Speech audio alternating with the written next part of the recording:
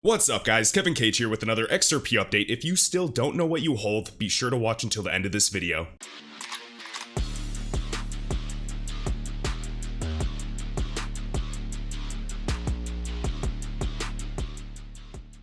We're kicking things off on utilityscan.com. Notice in the last 24 hours alone, per corridor, we can see the US dollar and Philippine peso is approximately $400,000. We can even see Euro USD, of course, almost 3K, US dollar Mexican peso, 7K, US dollar Euro, a highly liquid corridor already, about 1,300, and even an Australian dollar and Philippine peso, 200, 300 bucks. This is a drop in the bucket, and I'm excited for what's yet to come because once this volume starts moving, there's net overlap of transactions. I don't care who you are, net overlap of transactions will happen as volume is turned up, and what happens that increases the demand dramatically on a already finite supply. So we're going to scroll down. Of course, we can see, 200 bucks, 800 bucks, 700 bucks, big deal. But overall, guys, remember, $2.4 billion has been sent thus far, and we are just getting started. And this is through on-demand liquidity, the software leveraged by Ripple net users. So, of course, XRP on coinmarketcap.com, $1.39. We can see the volume's down, but overall, guys, look, $14 to $15 billion in a 24-hour period. Can you fathom what this is going to be like in the years ahead, specifically as utility starts to drive this market forward? Okay? Now, even XRP Artisan, guys, if you follow him on Twitter, pointing this out, XRP ODL remittances from the US dollar to the Philippine peso, PHP is the ticker, are through the roof right now. In the last 30 days, sourcing, of course, utility-scan.com, and we are just on that site, we can see right here, US dollar value, approximately $7.8 million, and even through the Mexican peso corridor, almost $200,000. So powerful, powerful stuff. Next up, we have right here, guys, PayPal owned Venmo is now adding Bitcoin buying and selling, and a few other cryptos, of course. The one that shall not be named, XRP, is never listed for good reason, of course. And we know exactly why. Now, Binance US, congrats. We have the former acting comptroller of the currency of the OCC, Brian Brooks. Now, keep in mind, this gentleman was formerly the chief legal officer of Coinbase. He left his, at least $1 million salary at Coinbase, went to do a strategic move for the US government, work for them, and now he's joining as CEO for Binance US. And congrats. I'm not sure what Catherine Coley will be up to, but congrats to her. She's been one of the coolest CEOs ever. And she was formerly, believe it or not, a Ripple employee as well, working and focusing on liquidity. So, right here, remember, Brian Brooks stepped into place in the OCC. And what did he do? July 22nd, 2020. Federally chartered banks and thrifts may now provide custody services for crypto assets, not cryptocurrency, crypto assets.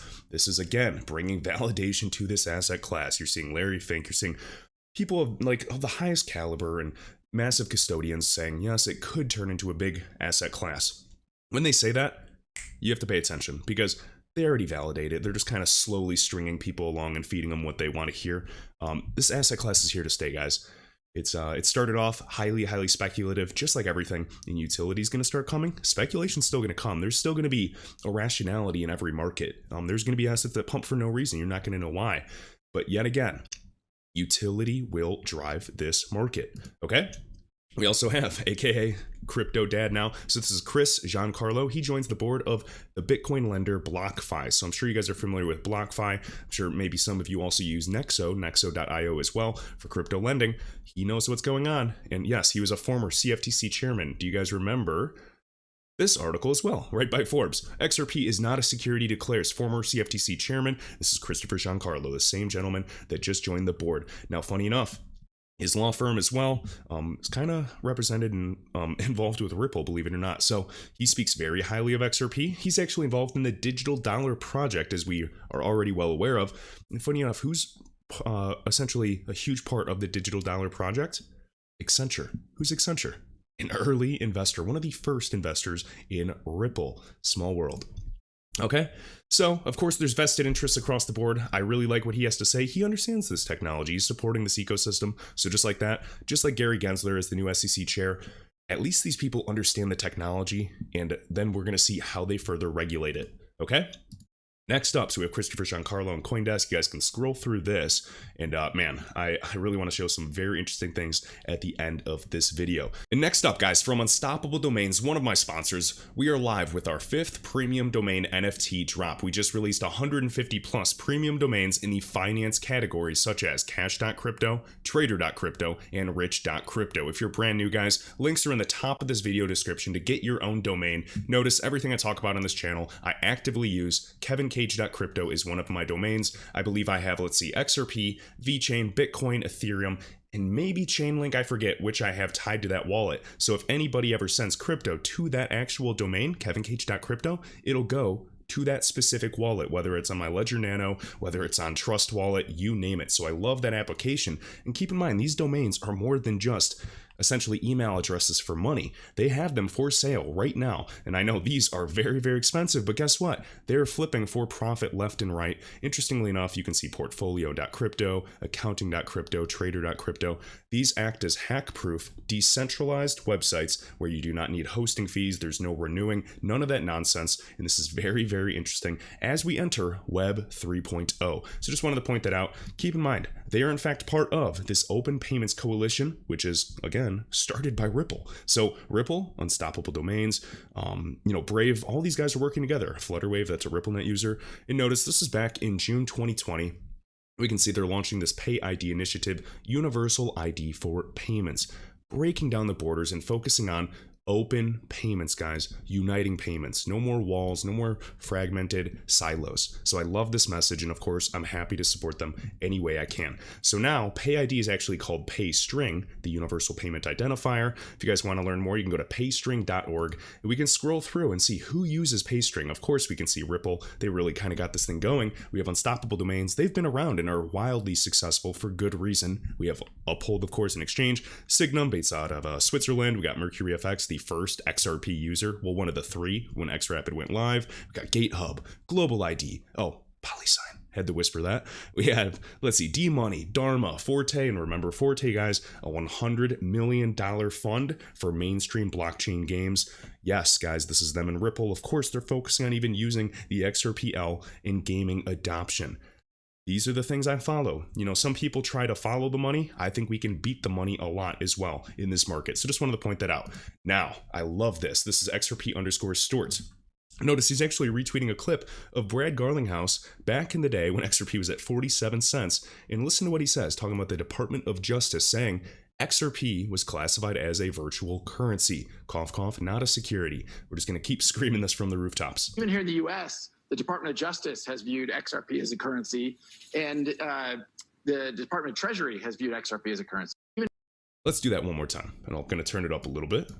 Here in the U.S., the Department of Justice has viewed XRP as a currency, and the Department of Treasury has viewed XRP as a currency. Even here in the U.S. Okay, so let's see what the other regulators do, knowing that the UK, Japan, I almost said Japan's FSA, UK FCA, Switzerland, Singapore, come on, a lot of these countries are saying XRP is not I almost said currency, is not a security. It would not really make sense for, them to call XRP a security on a going forward basis. It would not really behoove them in any way. And guess what? XRP is still a digital asset that resides on a decentralized network that is global. So it's not going to stop them, but they can try to halt innovation as much as they want. Even Bitcoin News Sharing, SEC Chair Gary Gensler, is waiting for some direction from the Treasury for the overall policy of cryptocurrency regulations before he develops a specific regulatory approach for crypto. Now, I think a lot of mature people are weathered investors in this ecosystem understand this. The first assets to get clear regulation are going to be the safe havens. Now, guess what? When XRP gets clear regulatory clarity of what it can and cannot do, the sky's the limit. There's no more glass ceiling, and that is when I'm essentially going to be 1000% bullish on XRP forever, because there's no more fear, there's no more excuses, there's nothing holding back XRP anymore. And now banks, the financial institutions that are using it, awesome, but there's going to be a plethora of others that will finally be able to use it, and that's why we say the floodgates will open. Okay, now we have other things making me bullish on the entire crypto market year over year. Yes, we're at $2 trillion, or let's see where we're at. Maybe we're lower now, big deal.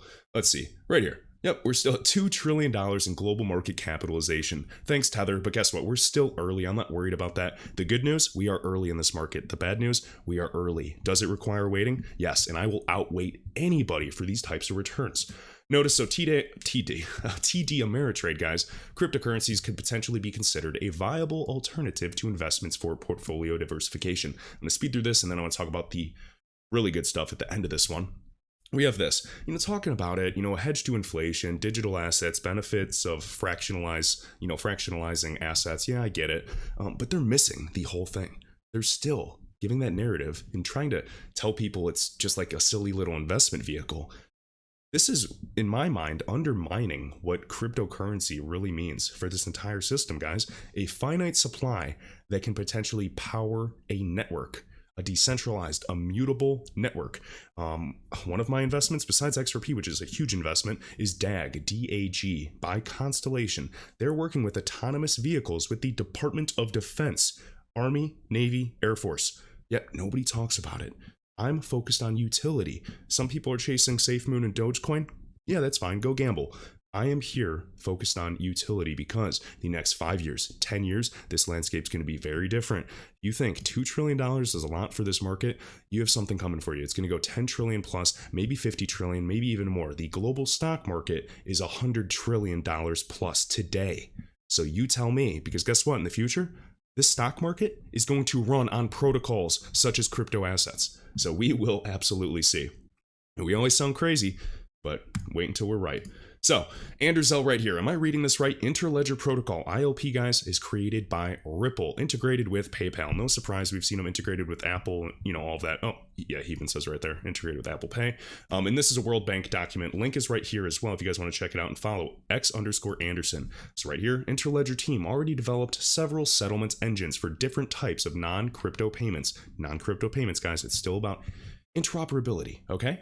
It doesn't always have to do with crypto, but notice ILP is agnostic, such as PayPal and mobile money. We have even Polkadot, and of course, the DOT ecosystem, man, you should be excited. There's tons of builders and excitement in this whole ecosystem for Polkadot. I still own a little bit, but I've already shared that sob story of how much I sold at like $4, and I had a lot. And now it's like, what, $30, $40, maybe even more.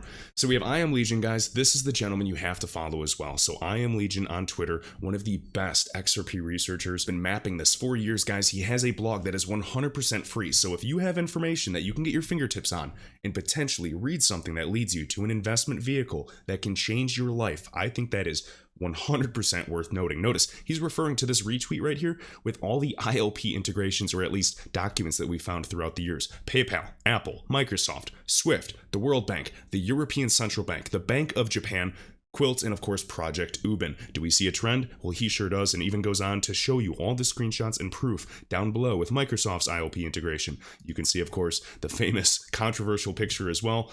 We can keep going. It's just very, very interesting, guys, and you have to pay attention to this. Trends are your friends. This is why I'm so calm with any type of market pullbacks. This is why us lunatics have been buying XRP at 20 cents, at 30 cents, at 50 cents, and we are just continuing on to dollar cost average. All right, so here is his page right here, and his Coil blog is right there. So coil.com, you can see right there and click, and then we open it up, and notice we have about 17 blogs, and I cannot wait for him to make more. His last one was in December 2020, right before XRP crashed. Now, Currency Cloud, we're going to talk about all of this in future videos as well. We've touched on this, so many great researchers have, and he's not alone. He sources other people that has helped him as well. Very smart guy. And just talking directly about XRP, showing you, if you want to know the World Bank connections to XRP, the central banks, the Fed, the International Monetary Fund, go through this blog. Okay? Leanne, of course. 50-50 joint venture with American Express, another RippleNet partner. Right now they have their, integration into China, or DLocale and Alipay. It's just crazy, crazy, crazy. And these are the things that I'm thinking of. And usually why I'm talking so fast like a lunatic, because there's just so much information, and it really is tricky how to put it out, all out there eloquently. And this is why I'm so passionate about this. So highly recommend looking into all this. SIA, of course, with even QNT, another one of my favorite assets in NTT Data, a huge IT firm. One of the top 5, top 6 in the world. And then Accenture. Remember we talked about that with, of course, the former CFTC chairman, Christopher Giancarlo, and the Digital Dollar Project in Accenture. And Accenture is an early investor in Ripple. So, yet again, guys, just a few coincidences. I hope you enjoyed this video, and I will catch you in the next one.